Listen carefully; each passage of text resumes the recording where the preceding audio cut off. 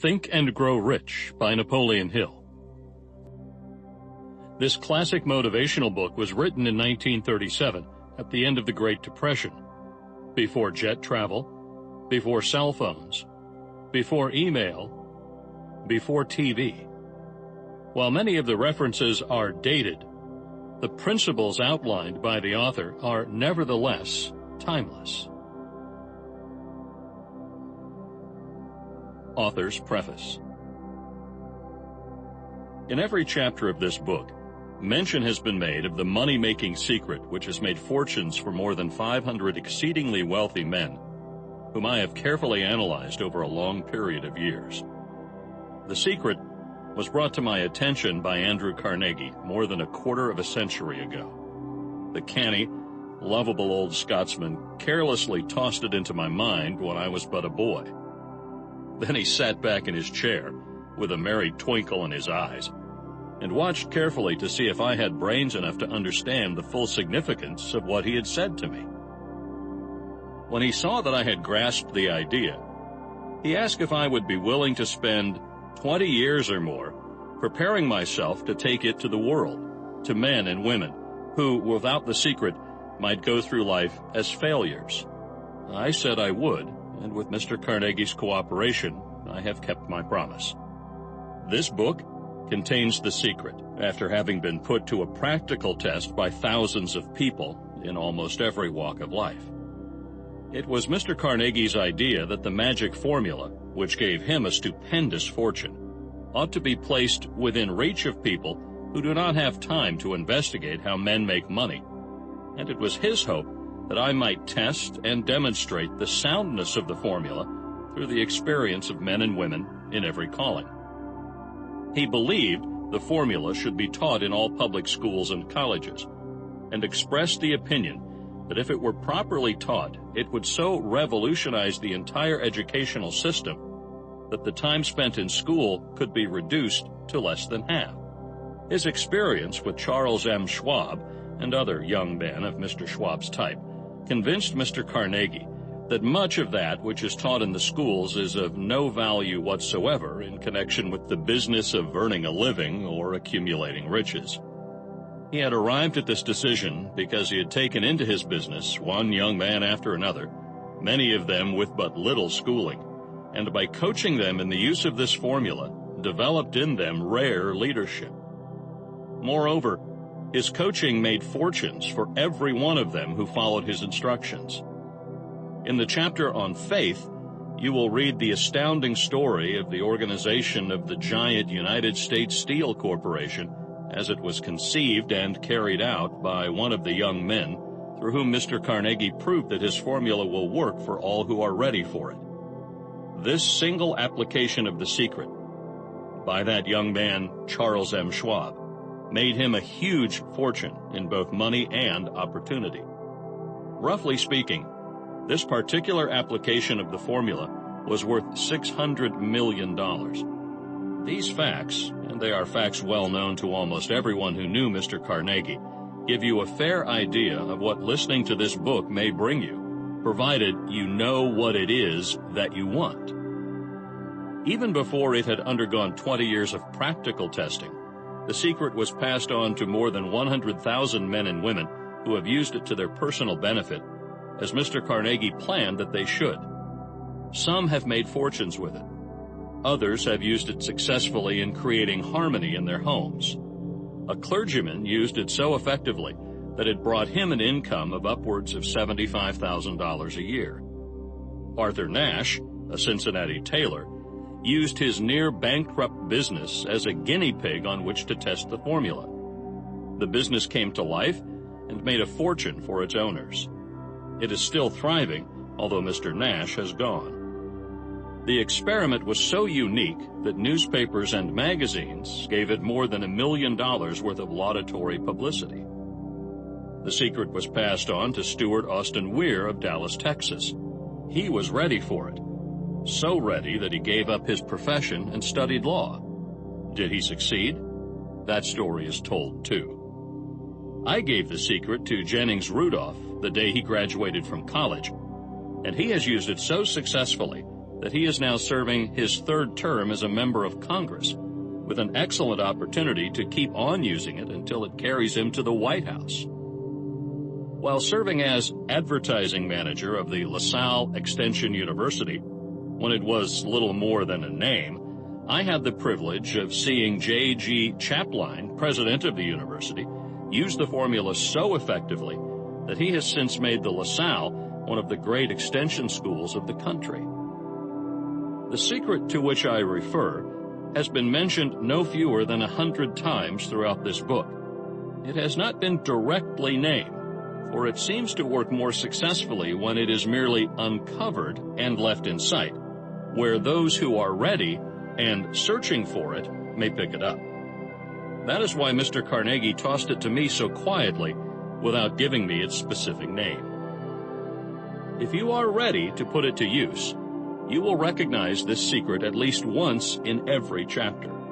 I wish I might feel privileged to tell you how you will know if you are ready, but that would deprive you of much of the benefit you will receive when you make the discovery in your own way.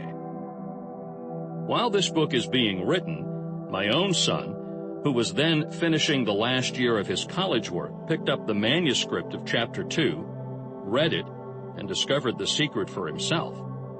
He used the information so effectively that he went directly into a responsible position at a beginning salary greater than the average man ever earns. His story has been briefly described in Chapter 2. When you listen to it, perhaps you will dismiss any feeling you may have had at the beginning of the book that it promised too much. And, two, if you have ever been discouraged, if you have had difficulties to surmount which took the very soul out of you, if you have tried and failed, if you were ever handicapped by illness or physical affliction, this story of my son's discovery and use of the Carnegie formula may prove to be the oasis in the desert of lost hope for which you have been searching. This secret was extensively used by President Woodrow Wilson during the World War. It was passed on to every soldier who fought in the war, carefully wrapped in the training received before going to the front. President Wilson told me it was a strong factor in raising the funds needed for the war. More than 20 years ago, Honorable Manuel L. Quezon, then resident commissioner of the Philippine Islands, was inspired by the secret to gain freedom for his people. He has gained freedom for the Philippines and is the first president of the Free State. A peculiar thing about this secret is that those who once acquire it and use it find themselves literally swept on to success with but little effort, and they never again submit to failure. If you doubt this, study the names of those who have used it, wherever they have been mentioned. Check their records for yourself and be convinced. There is no such thing as something for nothing. The secret to which I refer cannot be had without a price, although the price is far less than its value. It cannot be had at any price by those who are not intentionally searching for it. It cannot be given away. It cannot be purchased for money, for the reason that it comes in two parts. One part is already in possession of those who are ready for it. The secret serves equally well all who are ready for it. Education has nothing to do with it. Long before I was born, the secret had found its way into the possession of Thomas A. Edison, and he used it so intelligently that he became the world's leading inventor, although he had but 3 months of schooling. The secret was passed on to a business associate of Mr. Edison. He used it so effectively that, although he was then making only $12,000 a year, he accumulated a great fortune and retired from active business while still a young man. You will find his story at the beginning of the first chapter. It should convince you that riches are not beyond your reach, that you can still be what you wish to be, that money, fame, recognition, and happiness can be had by all who are ready and determined to have these blessings. How do I know these things? You should have the answer before you finish this book. You may find it in the very first chapter or on the last page. While I was performing the 20-year task of research, which I had undertaken at Mr. Carnegie's request, I analyzed hundreds of well-known men, many of whom admitted that they had accumulated their vast fortunes through the aid of the Carnegie secret. Among these men were Henry Ford, William Wrigley Jr., John Wanamaker, James J. Hill, George S. Parker, E. M. Statler, Henry L. Doherty, Cyrus K. Curtis, George Eastman, Theodore Roosevelt, John W. Davis, Elbert Hubbard, Wilbur Wright, William Jennings Bryan, Dr. Demtid Starr Jordan, J. Ogden Armour, Charles M. Schwab, Harris F. Williams, Dr. Frank Gonzalez, Daniel Willard, King Gillette, Ralph A. Weeks, Judge Daniel T. Wright, John D. Rockefeller, Thomas A. Edison, Frank A. Vanderlip, F.W. Woolworth, Colonel Robert A. Dollar, Edward A. Filene, Edward C. Barnes, Arthur Brisbane, Woodrow Wilson, William Howard Taft, Luther Burbank, Edward W. Bach, Frank A. Munsey, Albert H. Gray, Dr. Alexander Graham Bell, John H. Patterson, Julius Rosenwald, Stuart Austin Weir, Dr. Frank Crane, George M. Alexander, J. G. Chapline, the Honorable Jennings Randolph, Arthur Nash, and Clarence Darrow. These names represent but a small fraction of the hundreds of well-known Americans whose achievements, financially and otherwise, prove that those who understand and apply the Carnegie secret reach high stations in life. I have never known anyone who was inspired to use the secret who did not achieve noteworthy success in his chosen calling. I have never known any person to distinguish himself or to accumulate riches of any consequence without possession of the secret. From these two facts, I draw the conclusion that the secret is more important as a part of the knowledge essential for self-determination than any which one receives through what is properly known as education. What is education anyway? This has been answered in full detail. As far as schooling is concerned, many of these men had very little.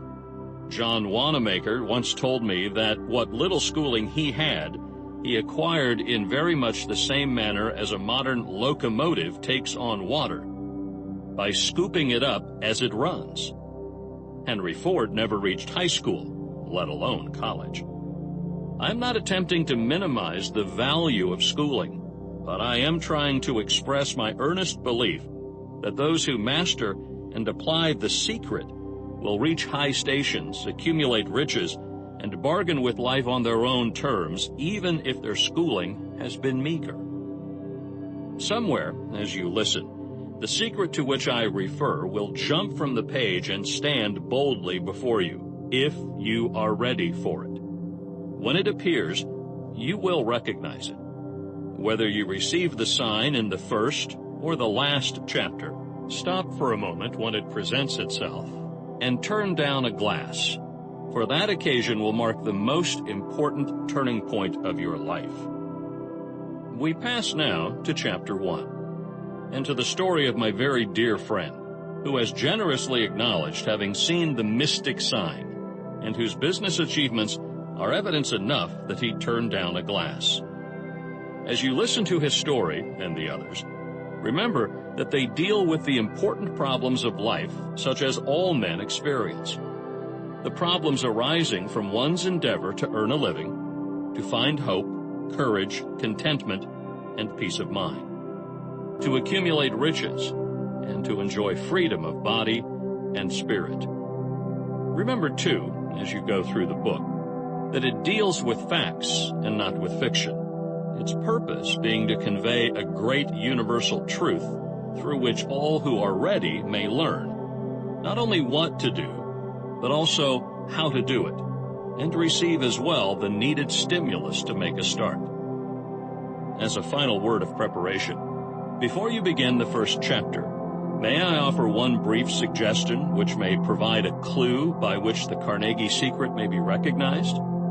It is this: all achievement, all earned riches have their beginning in an idea. If you are ready for the secret, you already possess one half of it. Therefore, you will readily recognize the other half the moment it reaches your mind. The author.